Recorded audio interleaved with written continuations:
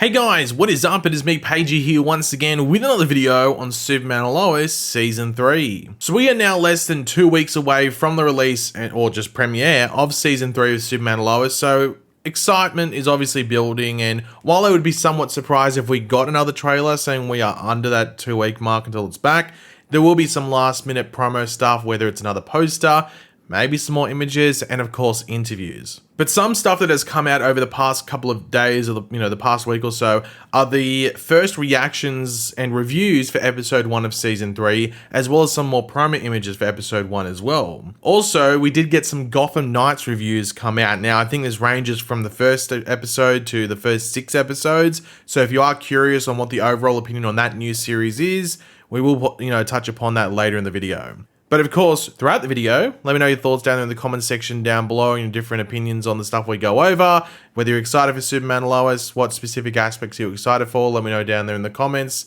Always curious to read what you guys are thinking. So I've read over a decent handful of reviews for the opening portion of Season 3 of Superman and Lois, and none of this stuff contains spoilers, so don't worry. But CBR's review on it sort of encapsulates most of what I've seen, so I will just use them as the reference point for this part of the video. Just in case you want to click on the link and read more of what they have to say. But setting up Season 3, 1 month after defeating the villainous Ali Alston and foiling her plot to merge Earth with Bizarro World, Clark Kent and Lois Lane, along with their family, enjoy a well-deserved harmony in Smallville. However, Lois becomes determined to see if the shadowy Bruno Mannheim is the feared leader of the terrorist organization Intergang, as suggested at the end of Superman and Lois Season 2. Meanwhile, Superman has to contend with a variety of superpowered threats, formidable enough to give the Man of Steel a run for his money, as the Kent family braces for major change on virtually every front. So that's just sort of get you ready, dip your toe into what's coming your way in Season 3. But here are the strong points that are coming out of Episode 1 specifically, like the first episode, which you would assume does carry on for the rest of the season, at least on the technical side of things specifically. But yeah, obviously this is just sort of like a combination of what everyone's saying and, trying to figure out the average of what everyone's saying. So the first thing is that the look and the feel of the show, through the strong cinematography and visual effects that were highlights of seasons 1 and 2, do continue in season 3, with actually some improvements along the way as well. Now, this just might come down to, learning from specific mistakes or just, being more familiar with certain things. But we know that Metropolis is going to play a much bigger role in this season than the previous 2 seasons. Like, we really didn't really visit there last season at all. I can't remember if we actually went to Metropolis, but in season 1 it was in a couple of different things, but it seems like season 3 has much more Metropolis, so obviously you bring in the building aspects and some of the different feels of Metropolis and stuff like that, so I'm sure that played into the different and improvements in the cinematography as well as the visual effects. Now, the stunt and action sequences are a plus, including one sequence in episode 1, which is a standout. Now, this specific stunt sequence, or this one sequence in episode 1, isn't specified by anyone, at least in the reviews I read, but I'm going to assume it's the Superman versus Atom Man sequence, which seems to be a couple of scenes, like a decent chunk of action, if you want to put it. Now, this has been showcased in multiple pieces of promo material, both them on the ground fighting as well as flying around Metropolis, so I can't wait for that sequence. In the promo stuff, it looked really cool, so in the episode, you'd assume it looked much cooler because it'd be one big action sequence, so can't wait for that. Now, one relief is about a casting. So the new Jonathan Kent, played by Michael Bishop, slots right in apparently and fits great with the rest of the returning cast from the previous seasons. Now, we knew, based off, different images and just stuff like that, we knew he looked the part. So hearing that there isn't a weird feeling or anything like that, with him actually in the family and acting alongside them, is a great thing to hear. I am very curious where they make like a bit of a meta joke about, hey, you look a bit different, Jonathan. Did you get a haircut? Something like that. I think that'd be pretty funny, but I don't know if Superman and Lois is the type of show that would make that type of meta joke reference thing. But I don't know. No, I don't think anyone mentions it in the review whether they actually acknowledge the change. Because you don't have to, but it'd be funny if there's a bit of a joke there at the same time. So we'll wait and see what happens in episode 1, whether there is any sort of like meta reference. Now, there are multiple subplots going on, even in episode 1, but apparently they do not drag down the main plot with the villains and all the setup there, which I would say seasons 1 and 2 did very well also for the most part. I mean, season 2 did have the Cushing family drama, which appears it's going to be continuing in season 3, but maybe it's handled a bit better because I think in season 2, Like there'd be episodes where like that takes up a big chunk when it should have been like either spread throughout the episode better or maybe even split into multiple episodes so it wasn't just, front and center when it really shouldn't have been the main thing. So maybe that's the improvement that season 3 can do, but it sounds like the multiple subplots thing just doesn't drag down the main plot for the most part. That's the important thing. However, it does sound like there is more intersections in storylines if you want to put it. So there's more storylines that do cross over with each other with multiple characters, which should be interesting to see. In like seasons 1 and 2, that's really just been like Lois and Clark's storyline. Like season 1 had a really good intersection, but with this one, it might be Lois and Clark, and then John Henry Irons, and then even what's happening with Jordan. So there could be multiple intersections, which should be interesting to see.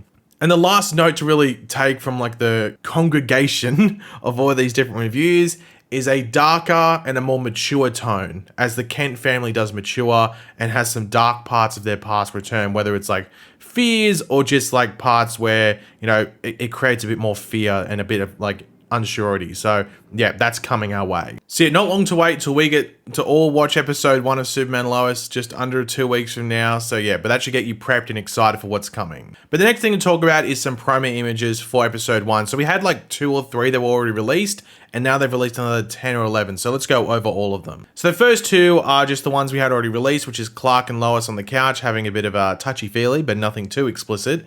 And then of course we did have Jordan and Jonathan on the veranda. I know the patio, I guess you'd call it in America. I'd call it the veranda, but anyway, yeah, they're out there just writing. I don't know what Jonathan's writing down, a note to his girlfriend. I don't know. But the next image here is of General Lane or Sam Lane talking to John Henry Irons. Now, we know that General Lane is going to be going back into the DOD. He's going to be assuming his position that we saw in season 1, but he might be relaying some info over to John Henry Irons, or John Henry Irons could be pushing General Lane for some information as well. So I think the storyline I'm most excited for. Look, I'm really excited for the Bruno Mannheim story and seeing how that folds in with Lois Lane, because that's going to dip into the past and it's been confirmed we're going to get a flashback. So I'm really excited to see that. But this John Henry Irons thing is something that gets me very curious, because there's a lot of people that have a theory that the John Henry Irons of this earth actually might not be dead. Now, that could be very comic booky if that's the case, but I'm just curious to see the past and I guess the tragedy of what happened to the other John Henry Irons and what this version we've dealt with on the show uncovers and what it might connect to. So I'm very excited for this storyline, and I'm assuming that Sam Lane's going to fold into that, at least in regards to different intel that he can provide. And we know that this storyline will cross over with the Lois Lane one. So yeah, pretty exciting. Then we do have a photo here of Clark just in the kitchen. I think he's got a beer in his hand. Nothing really much going on there. And then pretty much Lois here. Now, this seems to be the scene that we saw in the trailer where Lois thinks she's pregnant. Now, I think this is going to be a bit of a fearful thing, because last season really focused on the fact that Lois lost a child, which would have been Natalie, and then had to deal with, this other Earth's Natalie coming in. So I think she's going to be fearing about whether, she might lose the other kid or something like that, because the twins were a miracle. So yeah, this could be a bit of a emotional part. Now, the next bunch of promo images just appear to be at the birthday party, which we see in the trailer, which does appear to be for Jordan and Jonathan, the twins. So yeah, we just do see Chrissy Beppo, we do see Lana, Lois, and Clark here. Everything seems to be pretty happy. Nothing's too dark and dreary at the moment. Do see Lana and Sarah, while we do get to see the new Jonathan Kent. With it's going to be weird as well if you're the supporting cast having this guy come in, but I guess apparently he fits in really well. But yeah, you can see it doesn't seem like it skips a bit. It seems like he might fit more than the other guy did. Then we do have Jordan. Now, Jordan's storyline is going to be very interesting this season to see how his powers develop and how it affects not only his relationship with Sarah, but his relationship with pretty much everyone. So he might be a bit of a troubled character this season. Definitely doesn't mean he's going to go evil, but he definitely will be like tossing up or juggling a lot of different things this season. Then we do get this awesome shot of Superman. Awesome shot. Like, this was the shot that they used in that SFX magazine, but it had a lot of the SFX crap on it, stuff like that. But this is clean. This is a normal promo image. And I must say, if you went up to someone and said this is a new promo image from the new Superman movie, they'd believe you. It looks that good. Now, obviously, you can tell this is Metropolis. I think it might be on top of the Daily Planet building, but it might be on top of something else. I'm not 100% sure. But it's definitely in the skyline and on top of a building in Metropolis. So yeah, I cannot wait to get into this action side of Superman this season and just hang around Metropolis a bit more, because I think it's something that you just expect when you have a Superman story to be in Metropolis. Though I have liked being in Smallville at the same time, but I think getting that balance between the two, because Superman can just fly back and forth in like 2 seconds. I think that's probably going to be a positive for the show. But yeah, I'm excited to see some well, just Metropolis, but metropolitan action scenes throughout this season. Then we do have Lana and Kyle. Obviously, this is going to continue from last season. I think they're officially going through the divorce. I think the trailer had Lana handing divorce papers over to Kyle.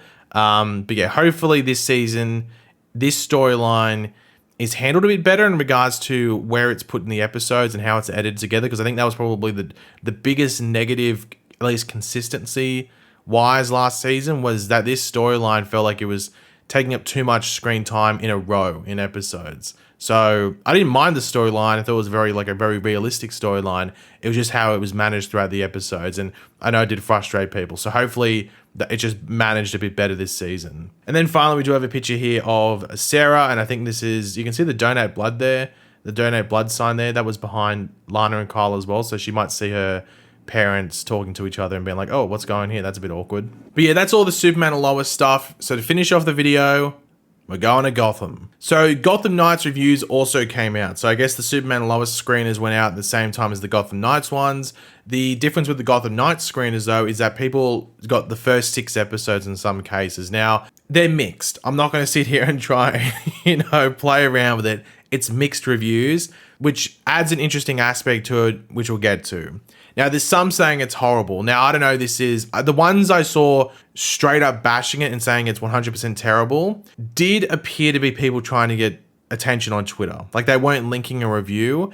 It was just them saying, oh, it's terrible. And just a tweet. There was no one... So it was really hard to say whether it was like a legitimate thought or anything like that. But I will there was still some negative reviews that were written up and everything like that. But then there was some saying it's just fine. I don't think I saw anyone applauding it, giving it anything bigger than an 8 out of 10 or anything like that.